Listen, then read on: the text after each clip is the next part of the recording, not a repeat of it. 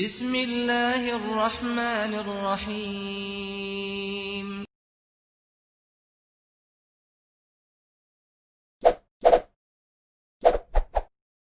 Subscribe, like, and share.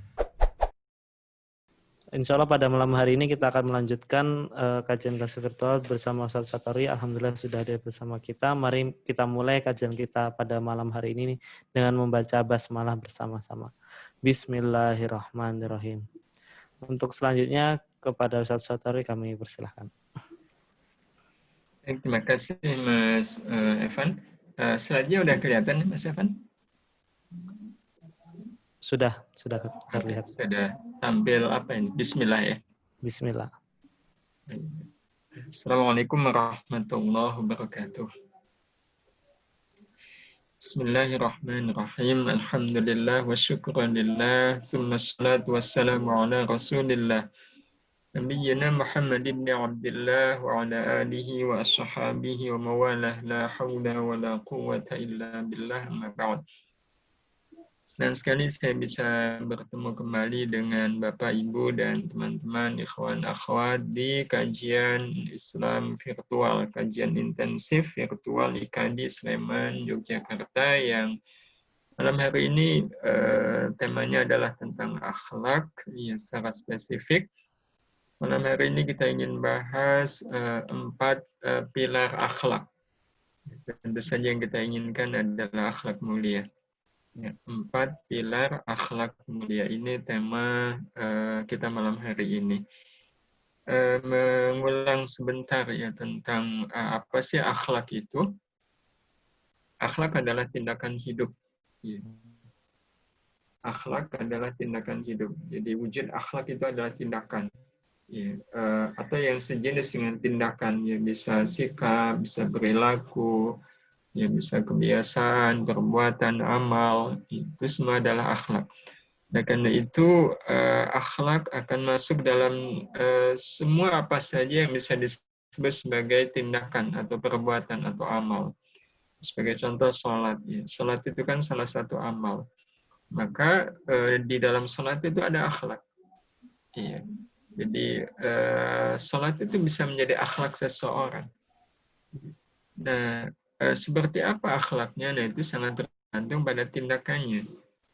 Jadi kalau tindakannya baik, ya itu menunjukkan akhlaknya baik. Kalau tindakannya buruk, ya berarti akhlaknya buruk.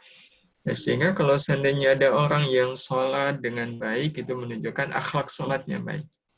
Ya, tapi kalau orang sholat ya, asalan, ya seperti itulah gambaran akhlak seseorang. Nah, inilah yang namanya akhlak, ya, tindakan hidup. Nah, tapi ada tambahannya yang dilakukan secara. Ya, secaranya ada 2. Yang pertama adalah secara spontan. Jadi tindakan yang dilakukan secara spontan. Spontan itu artinya nggak pakai mikir, nggak pakai menimbang. Jadi contoh yang pernah kita sampaikan, lihat sampah, udah nggak pakai mikir. Siapa sih yang membuang sampah ya? Waduh, kalau saya ambil, enakan dia membuang. Kalau saya ambil, sampahnya kotor begini, tangan saya jadi kotor. Nah, itu kalau pakai nimbang-nimbang dulu, walaupun akhirnya dia ambil itu sampah, maka mengambil sampah dan membuangnya ke tempat yang semestinya itu belum menjadi akhlak. Ya, karena belum spontan. Jadi, sebuah tindakan itu akan dikatakan akhlak kalau dilakukan secara spontan. Ya, spontanitas.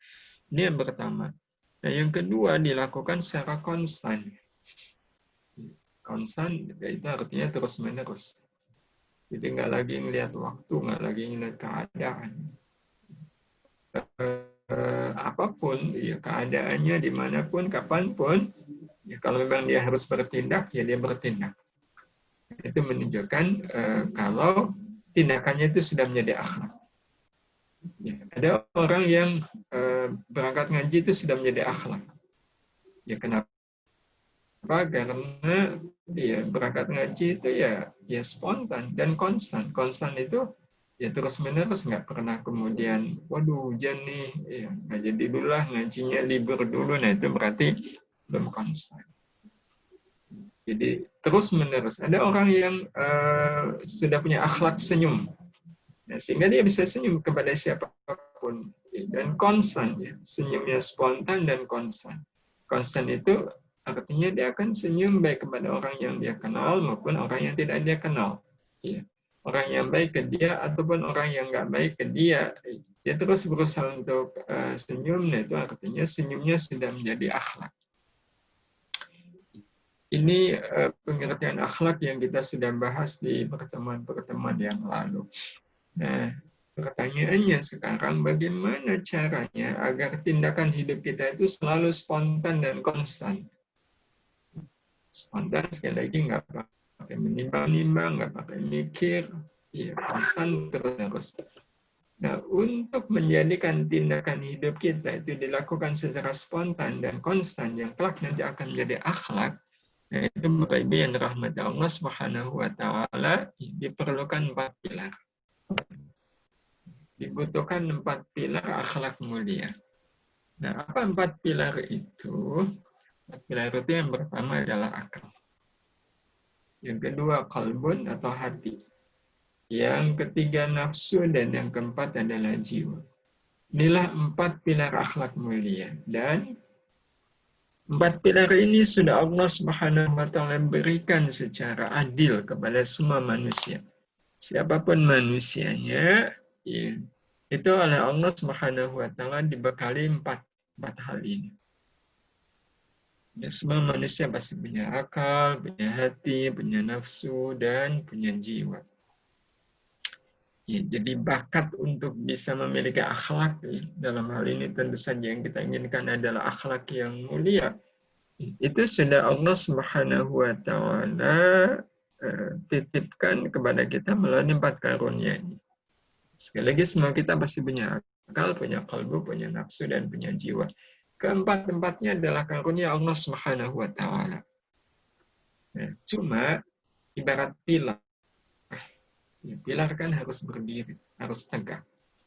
Ya, kalau pilar masih berbaring, ya, masih diletakkan di tanah, ya, nah itu orang belum bisa menyebutnya sebagai pilar.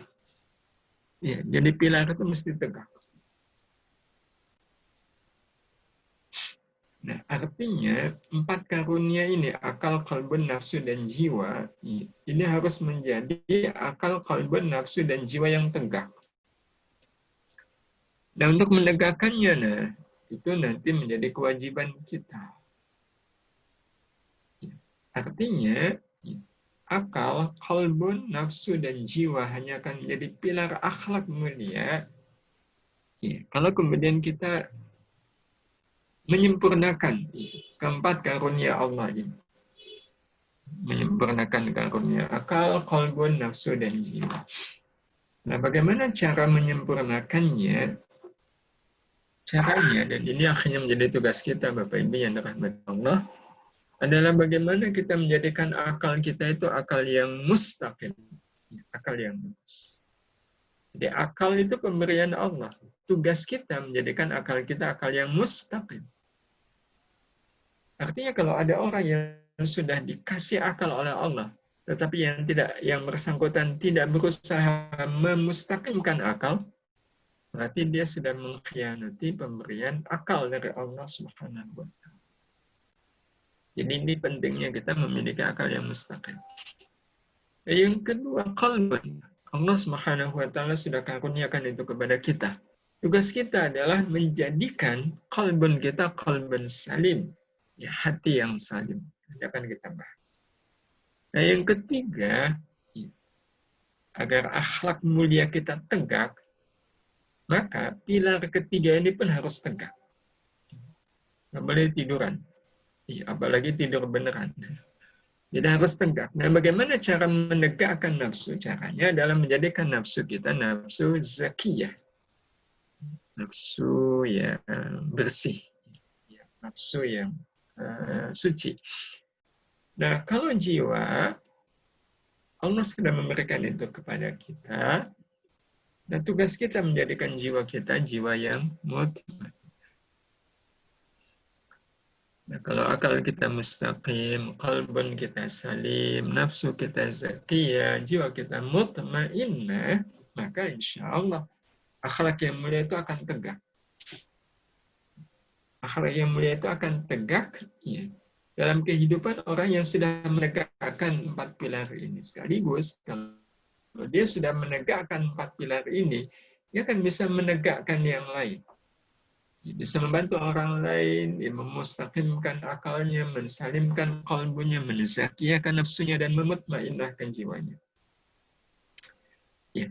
Itu kalau orang sudah berhasil ya, memustaqimkan akal, mensalimkan qalbu, menzakiyakan nafsu, dan memutmainnahkan jiwa. Ini yang kemudian ingin kita bahas. Gimana caranya agar akal kita mustaqim, qalbun kita salim, nafsu kita zakiyah, dan jiwa kita mutmainnah. Sebelum ini kita bahas, mari kita lihat Bapak Ibu yang rahmat Allah Subhanahu wa taala, pengaruh dari 4 pilar akhlak mulia ini. Ya. Ada akal mustaqim, qalbun salim, nafsu zakiyah, dan jiwa mutmainnah. Kalau kita analogikan hidup ini, ya hidup ini adalah sebuah perjalanan ya. Karena hidup ini perjalanan, dia butuh jalan, ya butuh jalan. Maka Bapak Ibu yang dirahmati Allah, orang kalau memiliki akal yang mustaqim, ya, itu ibarat jalan, jalannya lurus. Ya, jalannya lurus. Nah, qalbun, kalau diibaratkan jalan, itu jalan yang halus. Kalau nafsu yang zakiyah, jalan yang lengang. Dan jiwa yang mutmainnah, jiwa yang memiliki arah pasti. Ya, memiliki arah pasti. Itu pengaruh dari akal yang mustaqim, qalbun yang salim, nafsu yang zakiyah, dan jiwa yang mutmainnah. Membuat hidup kita itu lurus, halus, lengang, dan arahnya pasti. Nah, Bapak Ibu yang rahmat Allah Subhanahu wa taala, kita bisa bayangkan orang kalau akal lurus, ya, hatinya salim, nafsu zakiyah, jiwanya mutmainnah. Ya, untuk sampai pada tujuan itu susah atau gampang Bapak Ibu? Gampang. Ya. Jadi ibarat jalan itu ya jalan yang lurus, halus, lengang, dan arahnya pasti. Ya, arahnya pasti. Sebenarnya ya Bapak Ibu yang dirahmati Allah Subhanahu wa taala, demikian pula kalau seandainya ada orang yang memiliki akal yang mustaqim, qalbun salim, nafsu zakiyah, dan jiwa yang mutmainnah, itu menjadi gampang untuk bisa memiliki akhlak yang mulia. Ya. Mudah ya untuk menjadikan akhlak ini akhlak yang mulia. Nah, sehingga 4 pilar ini ya betul-betul ya harus dalam kondisi tegak. Nah, bagaimana cara menegakkannya? Bapak Ibu yang dirahmati Allah Subhanahu wa taala, kita mulai dari yang pertama dulu, yaitu akal mustaqim. Apa sih akal mustaqim itu? Ya. Akal mustaqim memiliki makna berpikir lurus tentang apapun yang ada dalam hidup. Ya. Jadi berpikir lurus apapun yang berkenaan dengan hidup. Dan itu berarti akal kita mustaqim. Mustaqim itu artinya lurus. Berarti akal mustaqim adalah akal lurus. Ini berpikir lurus apapun yang berkenaan dengan hidup.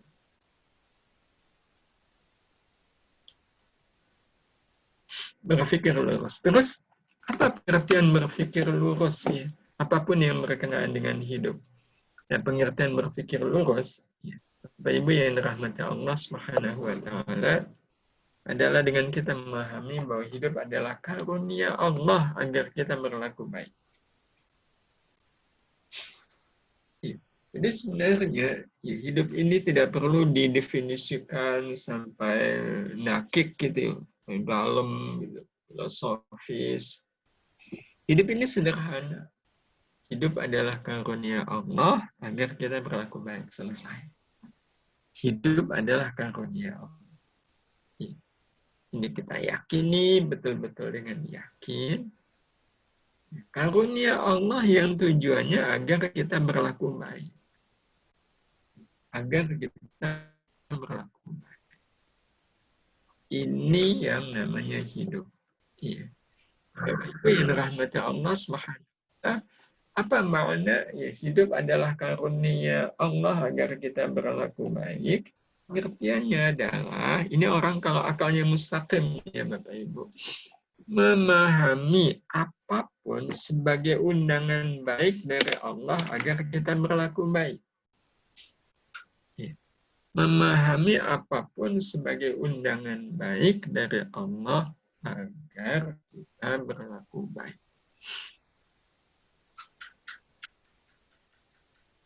Nah, ini yang namanya akal yang mustaqim. Jadi akalnya lurus. Udah lurus ya pemahamannya juga lurus. Pemahaman yang lurus sekali lagi adalah memahami bahwa apapun sebagai undangan baik dari Allah agar kita berlaku baik. Apapun. Itu selalu kita pahami sebagai undangan baik. Ada satu kisah, sebagian riwayat menyebutkan ini kisah tentang Ahmad Ibn Hanbal. Jadi ceritanya, dia itu diundang oleh tetangganya, lewat pembantunya. Suruh Imam Ahmad Ibn Hanbal datang ke rumah, bilang kita mau ada acara makan-makan syukuran. Maka sang pembantu ini pun menuju ke rumah beliau. Ahmad Ibn Hanbal. Nah, sesampainya di rumah Ahmad Ibn Hanbal, sang pembantu menyatakan, ya, mohon maaf Imam, ya tuan saya mengundang Imam untuk datang ke rumah beliau makan-makan. Ya, merasa diundang oleh tetangga, maka oleh Nabi Sallallahu Alaihi Wasallam, "Man kana yu'minu billahi wal yawmil akhir falyukrim jarah." Barang siapa yang beriman kepada Allah dan hari akhir, maka hendaklah dia memuliakan tetangga. Nah, atas dasar hadis ini, Ibu yang dirahmati Allah Subhanahu wa taala, Imam Ahmad bin Hanbal mendatangi rumah tetangga beliau. Tapi apa yang terjadi ketika beliau sudah sampai di rumah tetangga? Tetangganya malah nanya, ngapain kau kesini Imam? Iya. Nah, sang imam pun menyampaikan, tadi pembantumu mengundang saya, katanya disuruh oleh jenengan. Nah, kata tetangganya, siapa bilang, saya nggak nyuruh engkau untuk datang ke rumah. Iya. Saya nggak nyuruh, padahal sebenarnya nyuruh. Udah, pulang sana. Nah, karena disuruh pulang, apa yang kemudian dilakukan oleh Ahmad Ibn Hanbal? Ya udah pulang aja. Nggak tersirat sedikit pun ya, dia marah gitu.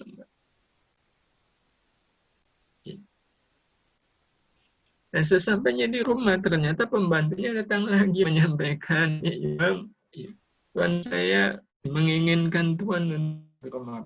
Ya.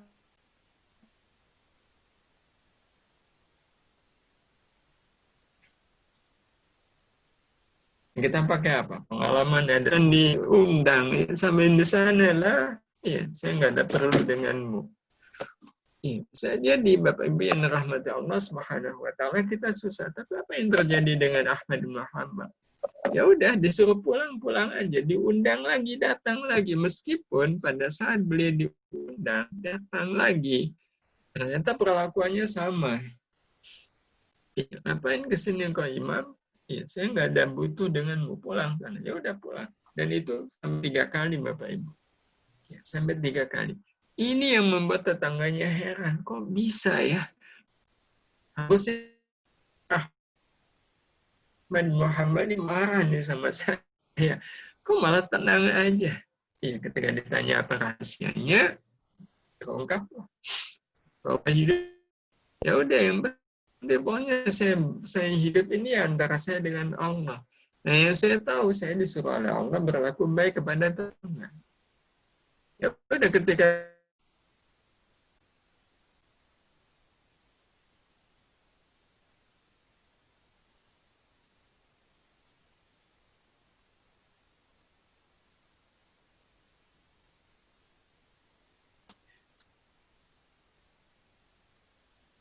sebagai wujud saya ingin berlaku baik kepada tetangga. Ini menunjukkan Bapak Ibu yang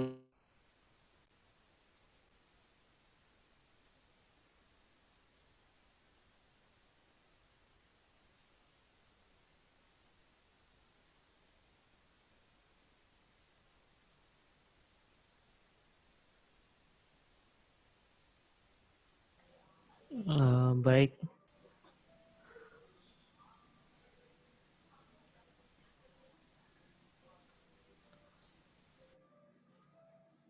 Afwan Ustaz, sempat terputus.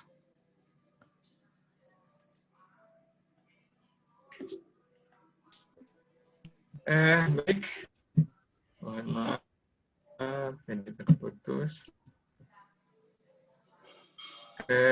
Belum dibuka, tidak dibuka, Mas Afan? Baik. Share screen-nya. Sudah Ustaz.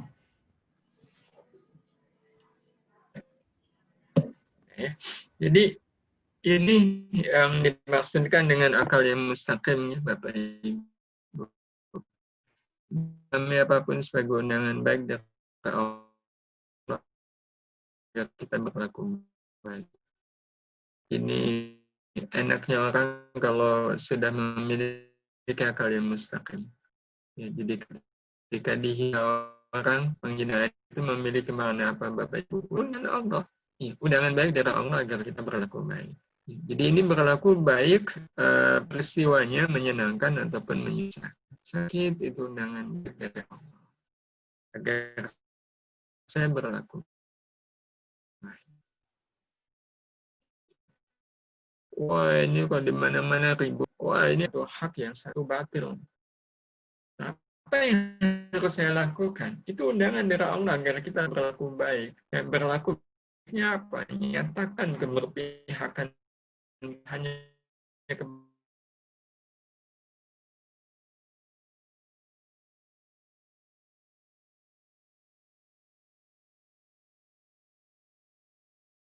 benar.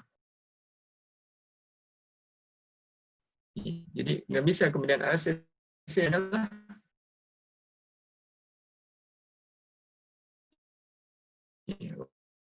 wong itu dua-duanya sama-sama tetangga gitu.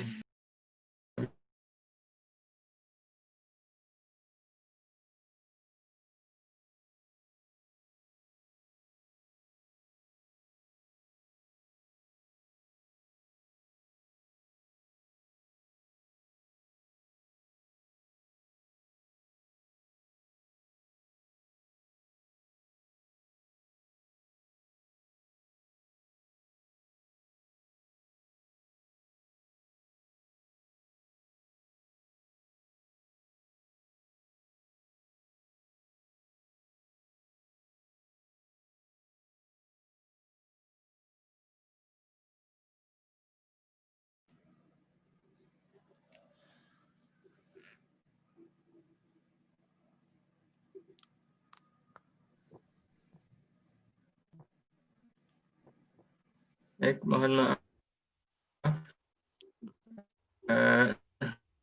Bapak Ibu.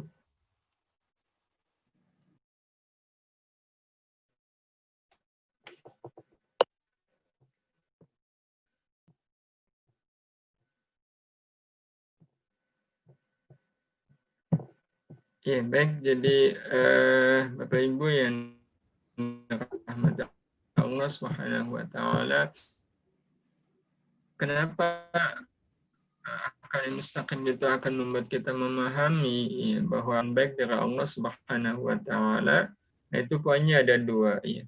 Dua itu yang amat, tiada satu pun yang terjadi kecuali pasti dengan izin Allah. Itu sudah menjadi keyakinan, ya, keyakinan kita. Akan mungkin terjadi segala sesuatu kecuali dengan izin Allah. Ada di banyak ayat itu Bapak Ibu nanti bisa dilihat di At-Taghabun ayat 11, kemudian Al-Hadid ayat 15, dan At-Taubah ayat ke-51. Ini yang pertama. Ya. Nah, yang kedua, Bapak Ibu yang dirahmati Allah, apapun yang Allah izinkan terjadi pasti untuk kebaikan kita. Ya, pasti untuk kebaikan kita. Tidak ada satupun yang terjadi dalam hidup kita kecuali pasti untuk kebaikan kita. Ya nggak ada ya, dalam hidup ini sesuatu yang terjadi yang ternyata itu untuk keburukan kita, enggak. Ya, nggak ada. Semuanya untuk kebaikan kita. Ya, karena itu siapapun yang memahami bahwa apapun adalah kebaikan Allah, nah ini hasilnya nanti Bapak Ibu yang dirahmati Allah. Kalau kita meyakini bahwa apapun yang Allah izinkan terjadi pasti untuk kebaikan kita, siapapun yang memahami bahwa apapun adalah kebaikan Allah, maka pasti Allah akan bentangkan jalan-jalan menuju kebaikan. Sebagaimana yang dijanjikan oleh Allah di surat Al-Ankabut ayat terakhir, ya, ayat 69. وَالَّذِينَ جَاهَدُوا فِينَا لَنَهْدِيَنَّهُمْ سُبُلَنَا. Dan siapapun yang bermujahadah berjuang di jalan kami, maka pasti akan kami tunjukkan jalan-jalan kami. Dan salah satu kesempatan kita bermujahadah adalah selalu memahami bahwa apapun adalah kebaikan Allah. Ini mujahadahnya itu betul-betul terasa bagi orang yang pernah merasakannya tentu ya. Jadi kalau kita sampai pada kesimpulan memahami bahwa apapun adalah kebaikan Allah sampai kesimpulan ini, Bapak Ibu yang dirahmati Allah, itu artinya kita sudah betul-betul berjuang. Karena nggak mudah. Iya, nggak mudah untuk bisa memahami bahwa apapun adalah kebaikan Allah. Itu nggak mudah, kecuali bagi orang-orang yang terus bermujahadah. Nah, orang-orang yang sudah mau bermujahadah, sehingga kemudian dia memahami sepolnya apapun itu adalah kebaikan Allah, ya akan dengan sangat mudah Allah tunjukkan jalan-jalan itu. Tapi kalau ada orang yang masih bertanya-tanya, emang apa sih kebaikannya? Sekarang pandemi, di mana-mana susah. Kalau ini memang kebaikan Allah, di mana kebaikannya? Ya, di mana kebaikannya? Ya. Ini orang-orang alim, ya, difitnah, ya, dihina. Gitu. Nah, di mana letak kebaikannya? Nah, kalau masih bertanya-tanya seperti itu, ya lanah dia nahum sebulannya nggak berlaku, Bapak. Jadi ini yang kemudian harus menjadi bagian dari ikhtiar kita memustaqimkan akal, adalah memahami bahwa apapun adalah kebaikan Allah Subhanahu wa Ta'ala. Itu inti dari akal yang mustaqim. Nah, yang kedua adalah qalbun salim. Apa sih qalbun salim itu? Ada hati yang membuat kita merasakan bahwa apapun adalah kasih sayang. Itu terasa. Kalau akal yang mustaqim kan pandangan yang lurus ya. Kalau semuanya itu adalah kebaikan Allah. Kita punya pandangan. Di pikiran kita selalu memahami apapun adalah kebaikan Allah. Tapi kalau qalbun salim, itu sudah bukan lagi. Jadi merasakan apapun adalah kasih sayang Allah. Apapun adalah kasih sayang. Dalam bahasa lainnya kasih sayang. Jadi sehat itu kasih sayang Allah. Sakit aslinya adalah kasih sayang Allah. Dipuji orang kasih sayang Allah. Dihina orang kasih sayang Allah.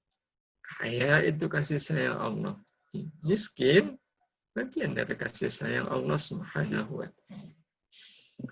Ini yang namanya qalbun salim. Dan pengertian qalbun salim ini didasarkan pada pernyataan Allah Subhanahu wa Ta'ala, wa rahmati wasi'at kulla syai'. Rahmati dan rahmatku, kata Allah, wasi'at, mencakup, meliputi kulla syai'in, segala sesuatu. Rahmatku, kata Allah, itu meliputi atau mencakup kulla syai'in, segala sesuatu. Segala sesuatu ya apa aja. Berarti ya kalau ayat ini kita pahami, ya kalau rahmat Allah itu mencakup segala sesuatu, berarti ya, kalau logikanya kita balik, segala sesuatu itu adalah wujud dari rahmat Allah. Apapun yang ada dalam hidup kita adalah wujud dari rahmat Allah Subhanahu wa Ta'ala. Itulah ini bagian dari qalban salim. Jadi orang kalau hatinya sudah salim, Bapak Ibu, kita akan merasakan apapun adalah rahmat Allah. Apapun adalah rahmat Allah. Sebagai contoh ya, kemarin sudah kita sampaikan ya.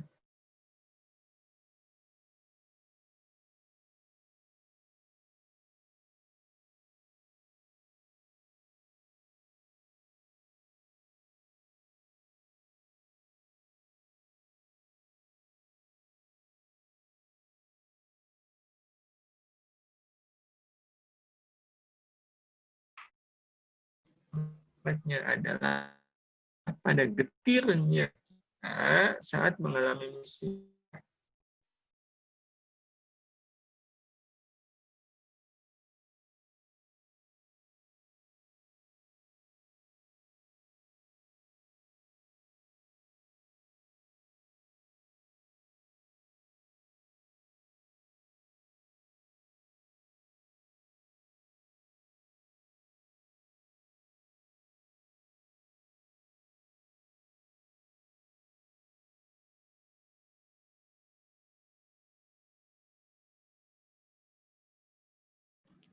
Afwan Ustadz, suaranya belum masuk.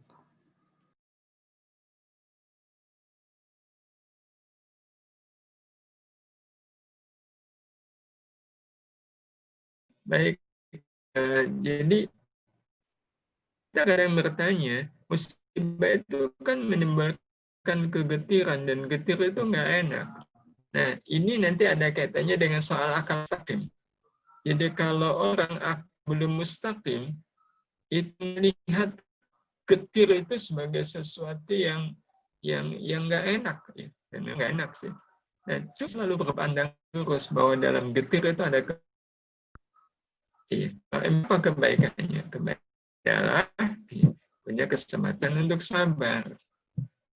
Ya. Karena tidak serta-merta orang dapat musibah itu membuat dia sabar. Enggak. Iya, harus ada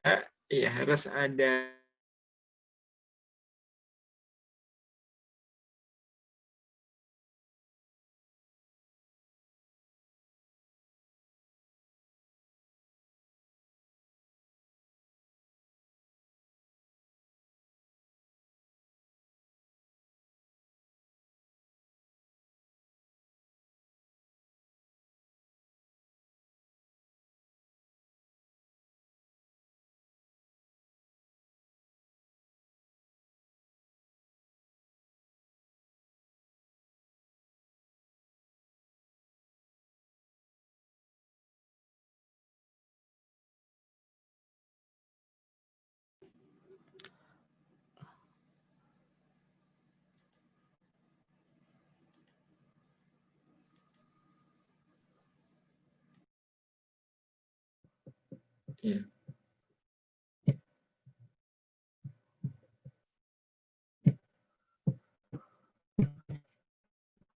Baik, jadi Bapak Ibu yang dirahmati Allah, musibah itu tidak serta-merta bisa menjadi kesempatan orang sabar. Musibah yang membuat orang bisa sabar adalah karena dia merasakan getirnya musibah. Jadi getirnya musibah itu kalau kita sikapi dengan akal yang mustaqim dan qalbun yang salim, getir itu adalah rahmat Allah Subhanahu wa Ta'ala. Sebab sekali lagi musibah tanpa kegetiran itu tidak akan menjadi kesempatan bagi kita untuk sabar. Ya, contoh paling mudah, Bapak Ibu kehilangan uang kan musibah. Tapi kalau kehilangan uang 500 perak, itu sudah cukup merasa getir belum Bapak Ibu? Ya belum kan? Iya. Maka kalau kehilangan uang 500 perak kok sabar, itu sabar yang nggak ada nilainya. Iya. Nah, sama halnya nanti Bapak Ibu, jadi siapa yang tidak merasakan getirnya musibah, maka ia tidak akan bisa merasakan manisnya sabar. Berarti getirnya musibah justru itulah rahmatnya musibah. Iya. Sama kalau seandainya kita dihina orang. Iya, kan pedih. Nah, pedih itu merupakan rahmat dari dihina orang. Kenapa? Karena tersebab pedih, kita punya kesempatan memaafkan. Memaafkan itu hanya akan punya nilai kalau kita merasakan pedih waktu dihina. Tapi kalau dihina nggak merasakan pedihnya, maka memaafkan itu menjadi kurang nilainya. Ya, kayak semisal dihina anak kecil kan nggak terasa pedihnya. Kalaulah kita memaafkan anak kecil kan tidak sebagaimana kalau kita dihina dengan yang satu usia yang kita betul-betul merasakan pedihnya penghinaan. Ya, tetapi karena kita sudah memiliki akal yang mustaqim dan qalbun yang salim, kita maafkan itu menjadi kebaikan. Nah, Bapak Ibu, termasuk yang kemarin kita sampaikan, ya, jadi bagaimana mungkin kita bisa menggenggam syahdunya memaafkan kalau kita tidak mau menerima sakitnya penghinaan orang. Nah, Bapak Ibu yang dirahmati Allah Subhanahu wa taala, ya, termasuk melihat ada orang pacaran, ya, orang pacaran tidak menutup aurat, ya, kan menimbulkan rasa ingin melihat gitu ya. Nah, ingin melihat aurat itu rahmat. Nah, di mana letak rahmatnya? Anda punya kesempatan menundukkan nafsu, menundukkan pandangan yang itu nanti menjadi kebaikan. Jadi inilah nikmatnya kalau kita memiliki akal yang mustaqim dan hati yang mustaqim. Jadi bagaimana mungkin kita bisa menggenggam indahnya ghadul basar kalau kita tidak mau menerima rasa ingin untuk memandang lain jenis. Jadi rasa ingin untuk memandang lain jenis itu sebenarnya buruk. Iya. Orang akan mengatakan buruk sekali, aurat kok pengen dilihat. Iya. Itu kan buruk. Iya. Buruk itu sebenarnya nanti kalau dia ngelihat, tapi kalau rasa ingin itu dia tundukkan, sehingga kemudian dia tidak melakukan apa yang disebut maksiat mata itu, justru itu mendapatkan pahala yang luar biasa. Sehingga rasa ingin berbuat buruk itu sebenarnya adalah rahmat. Bagi siapa? Bagi orang yang akalnya sudah mustaqim dan qalbunya sudah salim. Nah, Bapak Ibu yang dirahmati Allah Subhanahu wa taala, yang ketiga adalah nafsu zakiyah. Nah, apa itu nafsu zakiyah? Adalah nafsu yang membuat kaki kehidupan kita enggan melangkah di jalan hidup yang kotor dan kumuh. Allah sudah memberikan kepada kita nafsu. Nah, tugas kita adalah menzakiyahkan nafsu. Sehingga nafsu kita nanti menjadi nafsu yang zakiyah. Dan nafsu zakiyah ini, Bapak Ibu yang dirahmati Allah, memiliki makna, bagaimana kita tidak menjadikan apapun sebagai alasan untuk berlaku buruk. Ya, apapun. Misalnya kita dihina orang, dan dia menghina saya, bagaimana saya nggak marah sama dia? Ya, kan sah-sah aja. Saya kan marah sama dia karena dia sudah memulai menghina saya. Yaitu berarti kita sudah menjadikan penghinaan orang sebagai alasan bagi kita untuk marah. Padahal marah itu buruk. Yaitu menunjukkan nafsu seperti ini belum nafsu zakiyah. Jadi nafsu zakiyah itu tidak menjadikan apapun sebagai alasan untuk berlaku buruk. Ya, enggak. Ya, di stop itu. Enggak. Ya, justru dijadikan alasan untuk berlaku baik. Jadi menjadikan setiap keburukan sebagai ladang mujahadah terbaik dalam kehidupan kita. Ya. Nah, Bapak Ibu yang dirahmati Allah Subhanahu wa taala, itu nafsu zakiyah. Semuanya menahan diri dari bisikan-bisikan buruk dengan cara mujahadah. Dengan cara mujahadah. Dan memang tidak ada mujahadah yang betul-betul mujahadah kecuali dalam keburukan. Kecuali dalam keburukan. Karena mujahadah ini membuat kita punya nyali untuk memaksa diri. Dan ini nyali keberanian yang luar biasa. Karena keberanian yang sesungguhnya adalah bukan menghadapi orang lain. Keberanian yang sejati adalah keberanian menghadapi diri sendiri. Keberanian menghadapi diri sendiri. Ini ketika kemudian kita memutuskan untuk menjadikan keburukan sebagai alasan bagi kita untuk berlaku baik. Dan untuk bisa mewujudkan tekad seperti ini yang dibutuhkan adalah mujahadah. Nah, hadirin hadirah yang dirahmati Allah Subhanahu wa taala, yang terakhir adalah nafsu mutmainnah, jiwa yang mutmainnah. Nah, seperti apa sih jiwa mutmainnah itu? Nah, ini jiwa mutmainnah. Adalah jiwa yang tidak bisa melupakan kampung asalnya, itu akhirat. Dan ini memang Bapak Ibu yang dirahmati Allah Subhanahu wa taala yang paling inti sebenarnya dalam kehidupan. Kalau ini sudah dilupakan, maka seberapapun mustaqimnya akal, seberapapun salimnya qalbu, dan seberapapun zakiyahnya nafsu, ya, tanpa jiwa yang mutmainnah, ya, semuanya kelihatannya ada tapi sama dengan tidak ada.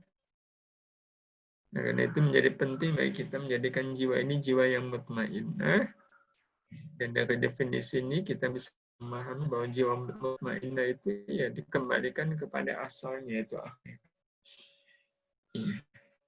Nah, Bapak Ibu yang Allah Subhanahu wa taala, jiwa mutmainnah ini kelak yang nanti akan menjadikan apapun yang ada dalam kehidupan kita sebagai pintu penghubung antara kita dengan Allah. Pintu penghubung antara kita dengan Allah. Itu orang kalau jiwanya mutmainnah. Pintu penghubung. Jadi bagi orang yang jiwanya sudah mutmainnah, sehat itu adalah pintu yang menghubungkan saya dengan Allah. Walaupun sakit, sakit adalah pintu yang menghubungkan saya dengan Allah. Nah, pengertian pintu penghubung di sini, Bapak Ibu yang dirahmati Allah, adalah selalu merasakan hadirnya Allah. Selalu merasakan hadirnya Allah Subhanahu wa taala dalam seluruh aktivitas hidup kita. Itu orang kalau jiwanya mutmainnah. Merasakan bahwa dalam apapun selalu merasakan kebersamaan Allah, hadirnya Allah. Dan ini punya nilai yang amat sangat positif Bapak Ibu bagi setiap gerak kehidupan kita. Pengaruhnya amat sangat luar biasa. Ini pengaruhnya adalah hidup ini insya Allah akan membawa kita sampai ke Allah. Ya, sampai ke Allah. Hidup ini kan tujuan akhirnya adalah Allah. Hidup ini tujuan akhirnya adalah Allah. Allahu ghayatuna. Ilahi anta maksudi wa ridhaka matlubi. Ya Allah, Engkau lah yang aku tuju dan ridhamu yang aku cari.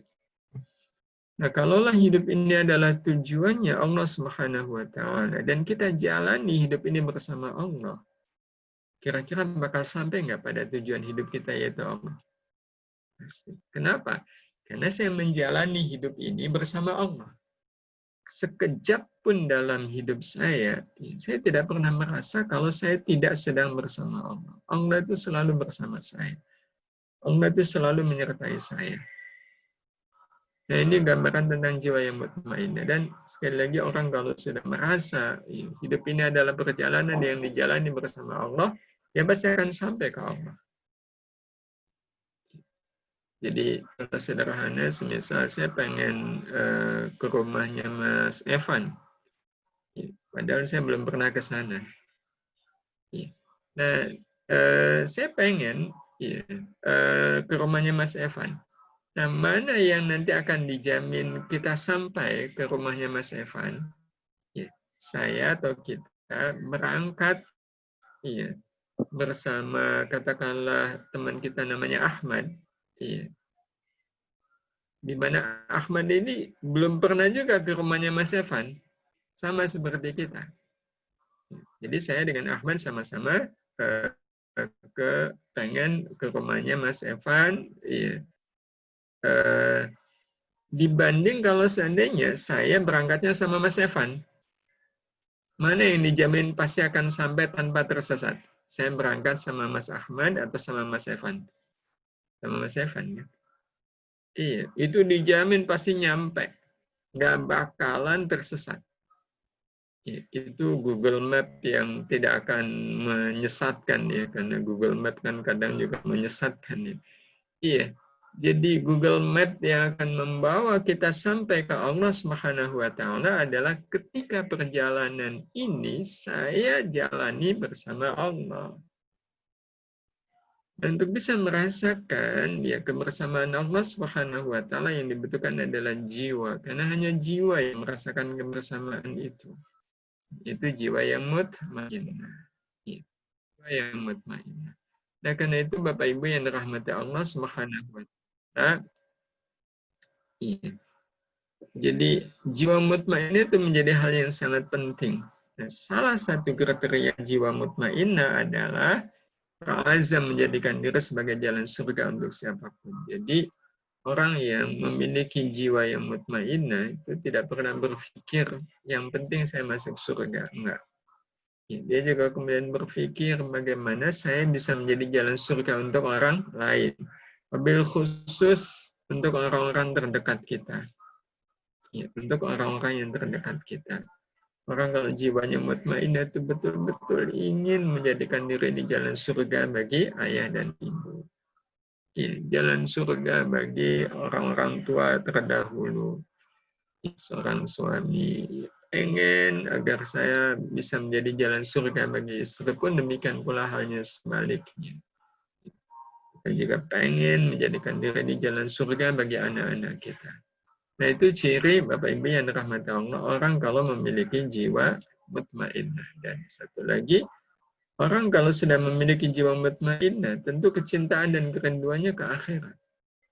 Sehingga orang-orang yang memiliki jiwa mutmainnah, ketika mereka melakukan segala macam aktivitas, itu motivasinya adalah kecintaan dan kerinduan kepada akhirat.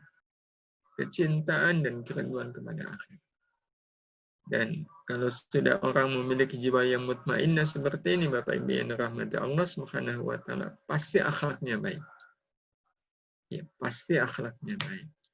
Nah, karena itu kesimpulan kita di malam hari ini adalah berbahagialah kalau 4 karunia yang sudah Allah Subhanahu wa taala berikan kepada kita yang itu bisa menjadi pilar tegaknya akhlak yang mulia. Ya, betul-betul kita syukuri dengan cara kita menjadikan akal kita akal yang mustaqim, ya, qalban kita qalban yang salim, ya. Kemudian nafsu kita nafsu yang zakiyah, dan ya, terakhir adalah jiwa kita jiwa yang mutmainnah. Dengan akal yang mustaqim, ya, kemudian qalbun yang salim, nafsu yang zakiyah, dan jiwa yang mutmainnah, ya, pasti akan tegak akhlak yang mulia dalam kehidupan kita. Mudah-mudahan seperti ini, mudah-mudahan ya, sekali lagi kita sangat berharap hadirnya akhlak yang mulia melalui ikhtiar-ikhtiar kita yang salah satunya dengan membangun 4 pilar akhlak yang mulia secara tegak, sehingga ya kita selalu melakukan tindakan baik itu secara spontan dan konstan. Demikian Mas Evan yang kita bisa sampaikan. Ada waktu 10 menit, barangkali ada tanggapan dari teman-teman. Bapak Ibu, monggo saya persilakan. Baik, jazakumullah khairan Ustaz Susantori atas penyampaiannya pada malam hari ini berkaitan dengan 4 pilar akhlak mulia. Selanjutnya dipersilakan kepada para peserta, bapak-bapak, ibu-ibu, ikhwan, akhwat sekalian yang ingin bertanya, bisa menuliskan di kolom chat yang ada di Zoom, bisa ditulis di sana. Kemudian ada satu pertanyaan Ustaz dari R5 Yogya. Izin bertanya Ustaz, bagaimana dengan seseorang melakukan dosa besar atau kecil baik yang disengaja atau tidak disengaja? Ini tadi ketika membahas berkaitan dengan warahmati wasiat kulusai terkait dengan apapun itu rahmat. Seperti itu Ustaz. Iya. Ibu Ernima ya, di Jogja dan seluruh peserta kajian intensif virtual ini. Tadi pertama yang memutuskan segala sesuatu itu dosa atau bukan dosa adalah Allah Subhanahu wa taala.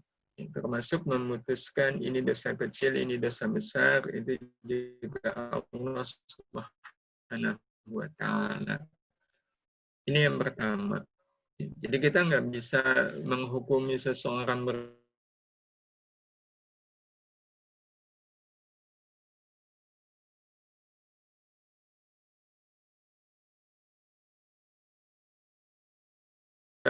kita tidak bisa menghukumi seseorang itu sudah berbuat dosa baik besar maupun kecil dengan pikiran kita, ya, atau dengan emosi kita. Ya. Jadi ada orang yang kita senyumin, dia manyun gitu, terus kita bilang, dosa besar loh. Iya, dosa besar loh. Nah, itu nggak bisa ya. Jadi dosa itu sekali lagi yang memutuskan adalah Allah Subhanahu wa taala, ini yang pertama. Nah, yang kedua, Allah juga sudah memutuskan, iya, bahwa Allah itu bisa yaghfiru, bisa yu'adzibu. Ya, bisa yaghfiru, bisa yu'adzibu. Bisa mengampuni dosa hambanya, tapi juga bisa menyiksa ya hambanya yang berbuat dosa. Nah, maka kita pun kemudian pegang keputusan Allah Subhanahu wa taala. Nah, tentu saja caranya adalah di antara keduanya kan kita pasti ingin ya, dosa kita itu diampuni oleh Allah Subhanahu wa taala. Maka yang harus kemudian kita lakukan adalah mengurus ya, mengurus diri agar dosa-dosa yang sudah kita lakukan itu diampuni oleh Allah Subhanahu wa taala. Ya. Ada syarat ya. Ada syarat, ada ketentuan yang berlaku. Ya, yang itu juga diputuskan oleh Allah Subhanahu wa taala.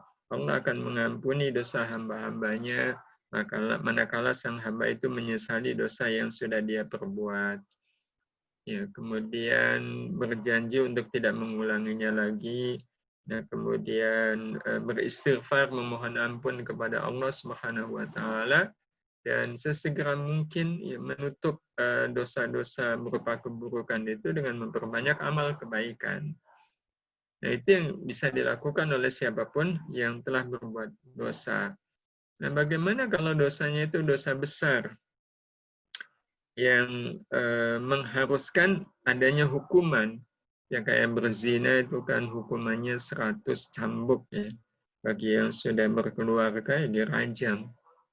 Nah, tapi ini negara tidak memberlakukan hukum itu.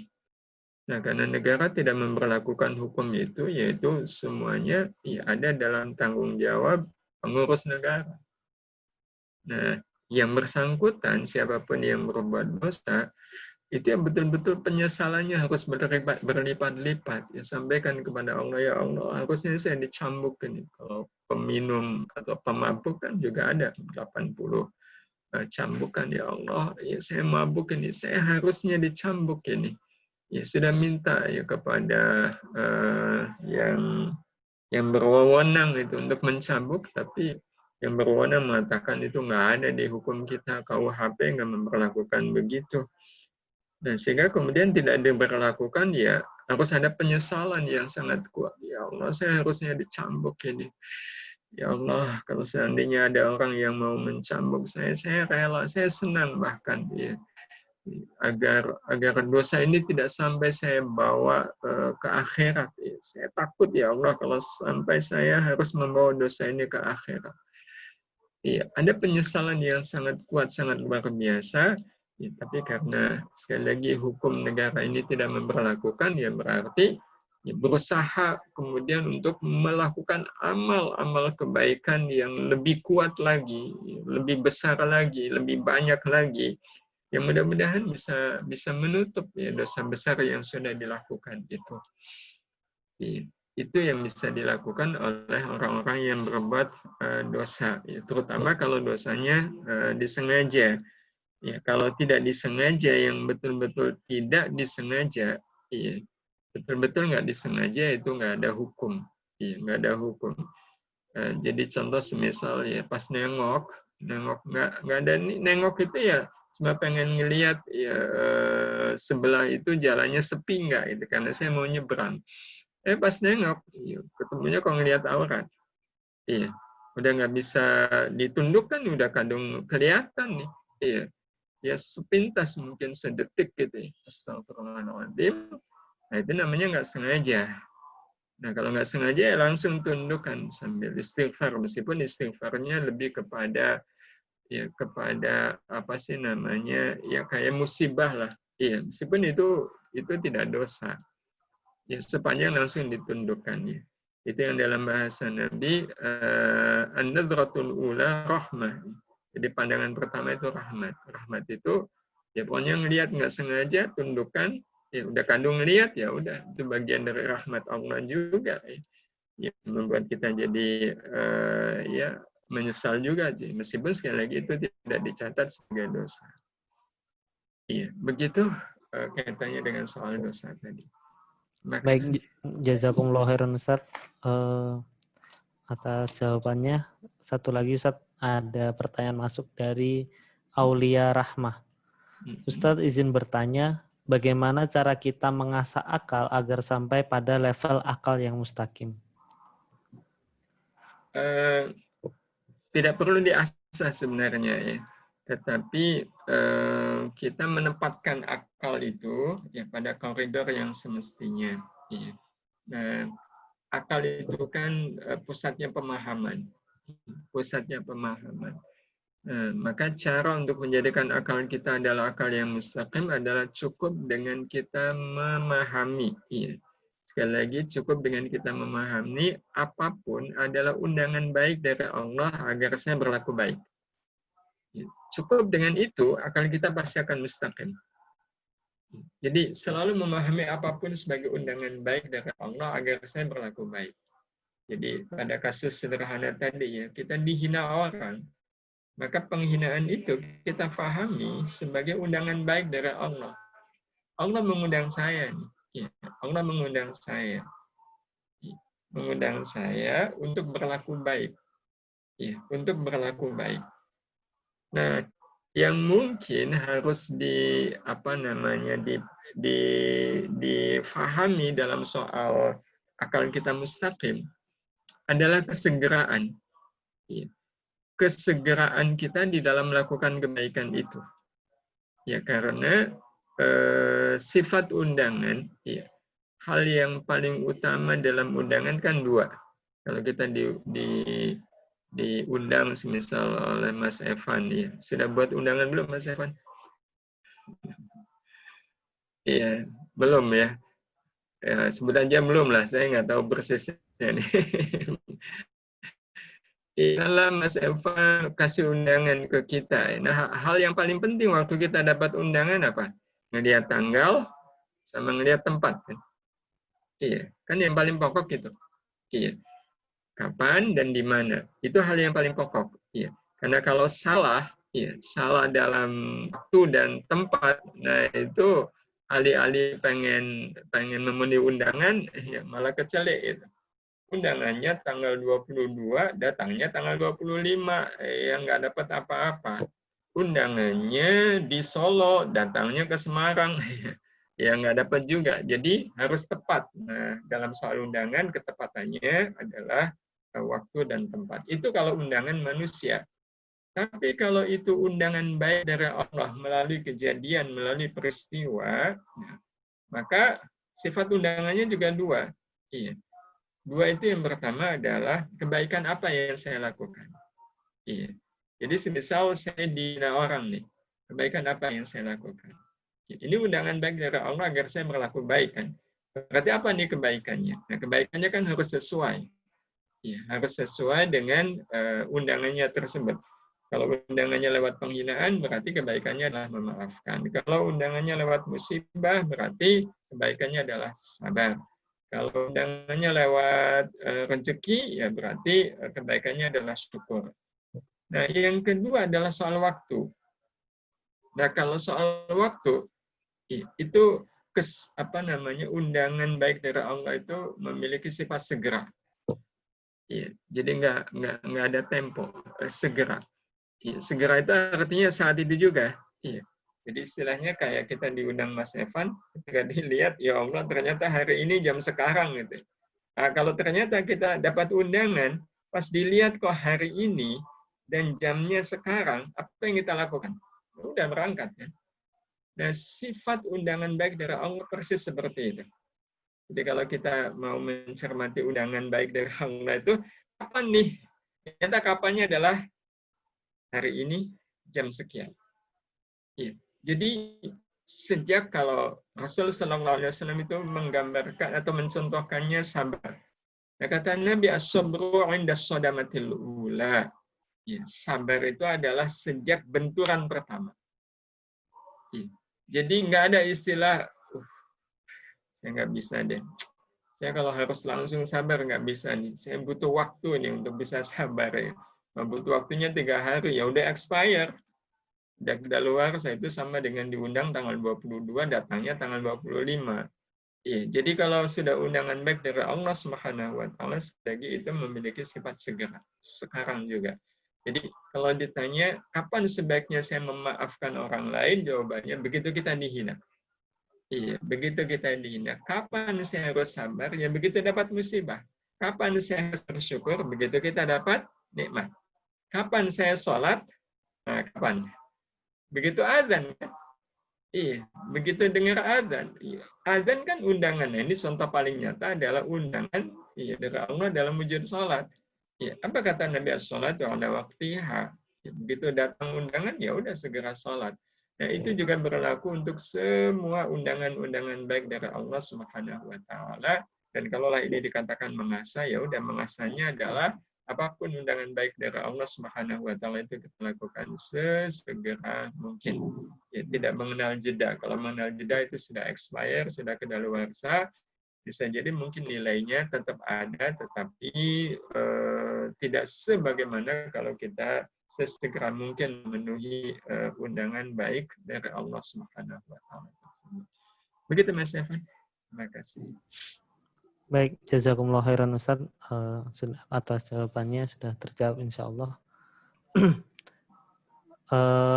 Mungkin tidak ada pertanyaan lagi yang masuk, jadi sudah pukul 9 juga. Maka dari itu tadi jawaban tadi juga mengakhiri kajian kita pada malam hari ini. Baik, jazakumullah khairan kepada Ustadz Satori yang sudah menyampaikan materi pada malam hari ini. Dan juga jazakumullah khairan kepada bapak-bapak, ibu-ibu, ikhwan akhwat peserta kajian intensif virtual IKADI pada malam hari ini.